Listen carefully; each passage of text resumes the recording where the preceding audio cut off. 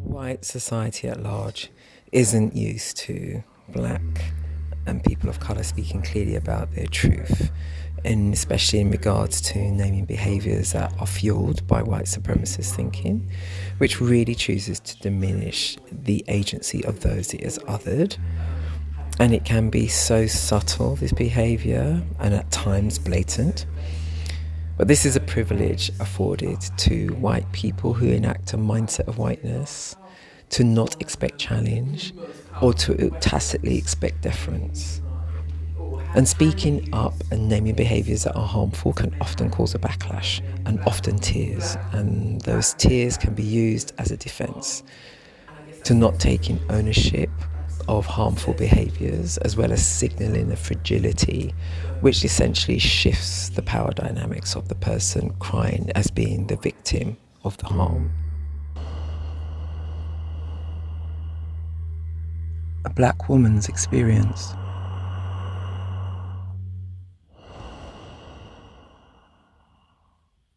Forever serving in service of, never putting themselves first, always putting others in front of their own needs, never centering their own needs as being as important. And I think the legacy of that also spills out in society as how we put the needs of others before our own, trying to soothe others, making them feel comfortable, and particularly in white spaces, making white people feel comfortable, right? That's a legacy, right? Making our black brothers feel comfortable, right? Because they're emasculated, right? In a white supremacist system, right? So even though some of their behaviours are misogynistic and toxic, we internalise a set of narratives that wants to soothe the black psyche, right? As well, male psyche, as well, you know, as well as soothing white people, you know. But if we're too angry, or if we're too loud, or if we're too strong, we have to somehow shrink ourselves because we're concerned with how we may be. When you see me in my solidity, the strength in my bones, carrying the stature of my beings, the length and breadth of my back, that like my ancestors bore the weight of the greed that tore them from their lands, their families, and their homes. Yet it disturbs you when I show my strength in the clarity of my words, defining my agency to be understood as aggressive or pushy. You see me when you witness the liquid flow of my nature and the joy of my smile and ease of my being. Yet, how do you react when I assert my boundaries and say no? Do you see me not as a team player, but as being difficult or obstructive? You see me like vapor, invisible to the eye, moving seamlessly in the world, just as everyone else is. And yet, when I make visible my lived experience, inviting you to see me. with a multitude of nuanced expressions. The complexity of my material existence disturbs you. And it is true. I can inhabit all of these states, yet to be these things is to embody them and more. My superpower is not one-dimensional. It is not limited to your experience of my human existence as a stereotype, a trope, and a fiction from the colonial imagination, or at worst, my internalization of such lies. To be with something not being easy for me and to admit it, almost like I'm buying into the sense of, you know, the image or the stereotype of me as a black body as somewhat being not good enough or not enough or a failure even. So I want to pretend like everybody else that I'm, you know, that everything's okay and I'm perfect. Well, of course I know I'm not, and I know that's not the intention, but at some level there's a conditioning around that. The conditioning, around being who I am, just real, in pain and struggling and anxious. I've not been able to run for a few months or do, you know, really challenging yoga postures, you know, because I need to take care of my body. I need to look after it.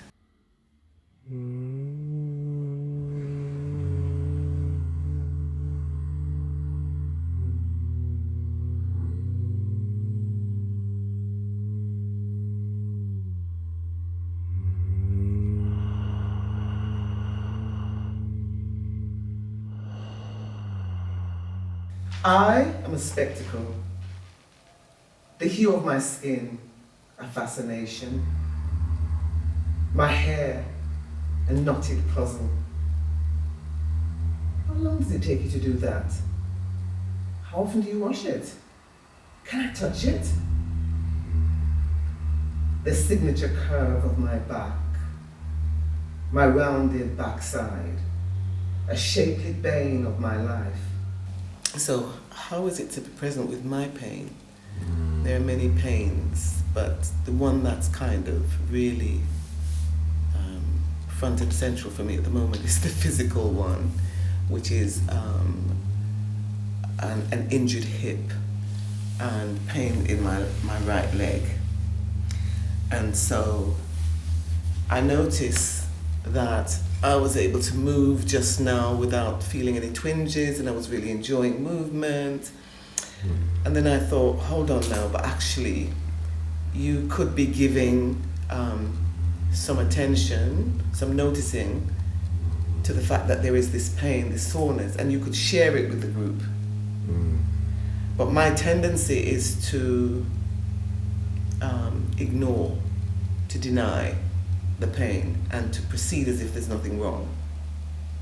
It's like to project this image of strength in the world.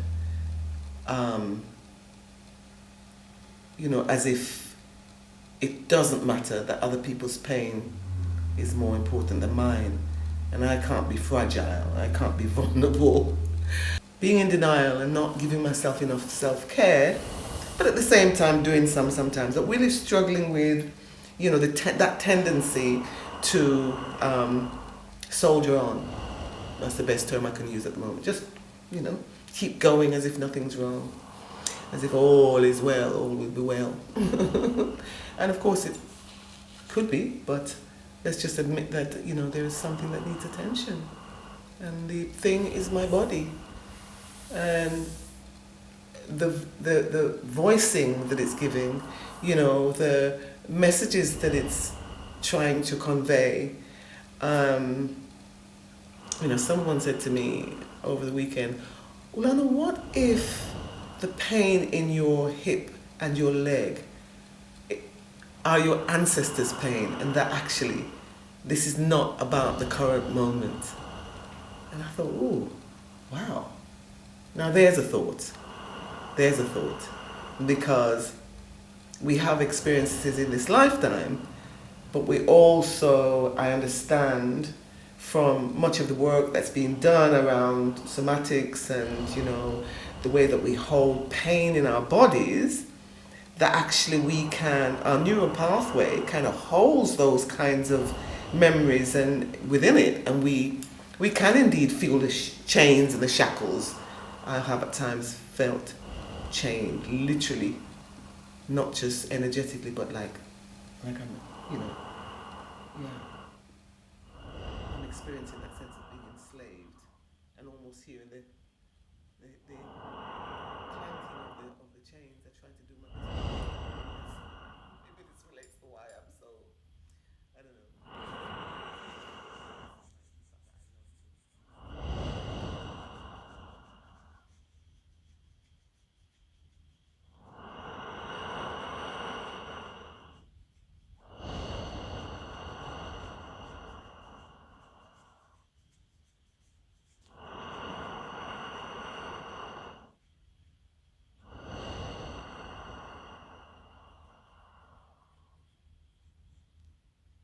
Whose body? What cost? Work. Yeah.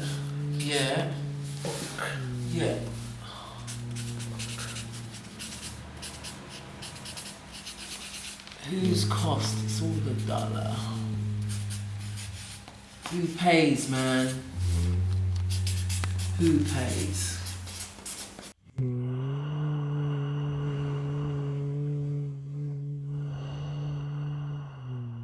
Your narrative and the slowness of your narrative, which was kind of matching your movements as you were moving with yourself, asking the question.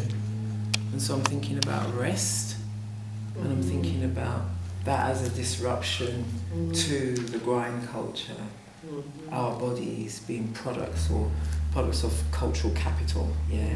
We grind, we work, we hold such a lot. We soldier on. Black women, we soldier on. We're tough, we're hard, we are strong, right? Invincible.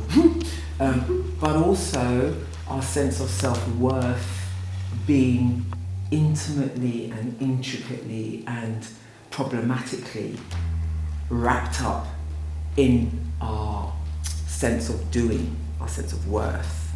The fact that we have to do, we have to produce, we have to do everything but be.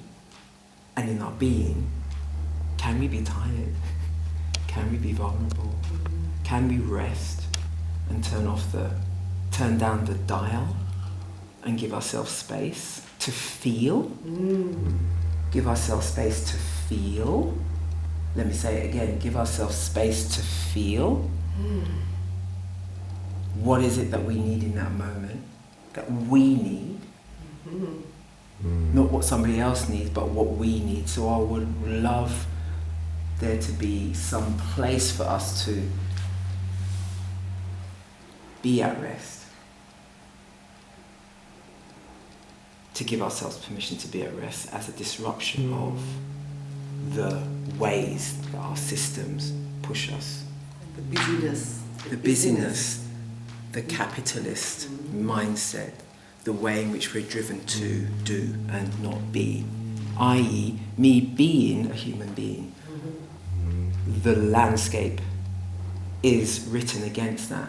Me being a human being as a racialised person, black. I wasn't supposed to be human, right? Right? I didn't have rights as a human being, so how do I reclaim my beingness? In my behaviours, in the ways that I carry or want to be in the world. Rest has to be part of that, so I can feel.